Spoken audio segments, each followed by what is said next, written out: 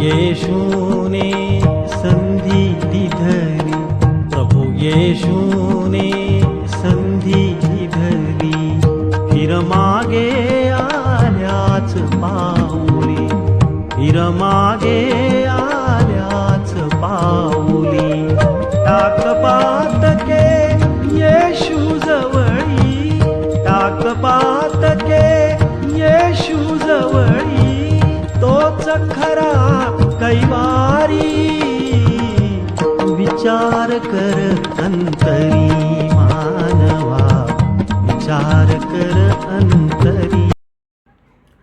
प्रभू येशू ख्रिस्ताच्या श्रेष्ठ नामामध्ये आपणास अभिवादन. आपण यावेळेस पेत्राचे दुसरे पत्र याचा 2रा अध्याय आणि त्याचं 4थं वचन पाहूया. तिथं असं म्हटलेलं आहे, ज्या देवदूतांनी पाप केलं त्यांची गय देवाने केली नाही, तर त्यास नरकात टाकले. बघा, या ठिकाणी वचन आम्हाला स्पष्टपणे सांगतं की नरक कुणासाठी आहे. नरक त्या पतित देवदूतांसाठी आहे. नरक त्या सैतानासाठी देवाने बनवून ठेवलेला आहे. नरकाची भीषणता खूप कठीण आहे. नरक हे अग्नीचं सरोवर आहे. नरकातला किडा कधी मरत नाही, तिकडचा क्लेश कधी संपत नाही.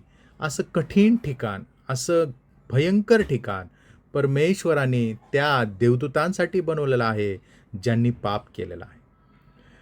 सैतानाला ही गोष्ट चांगली माहिती आहे, त्याचा न्याय होऊन चुकलेला आहे. त्याला ठाऊक आहे माझा शेवट नरकात आहे, आणि म्हणून तो तिथं एकटा न जाता मनुष्याला मोहात आणि पापात पाडून, देवाच्या विरुद्ध करून मनुष्याला स्वतःबरोबर नरकात घेऊन चाललेला आहे.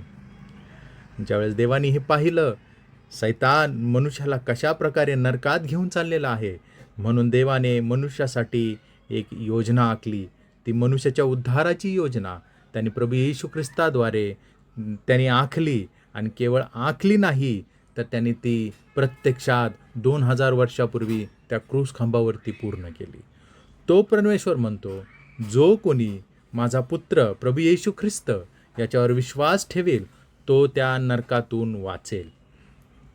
आणि खरोखर तुम्हाला आणि मला वाचवण्यासाठी प्रभू येशू ख्रिस्त मनुष्य रूप धारण करून ह्या जगात आला, आणि त्या क्रूस खांबावरती त्यांनी आपला प्राण दिला.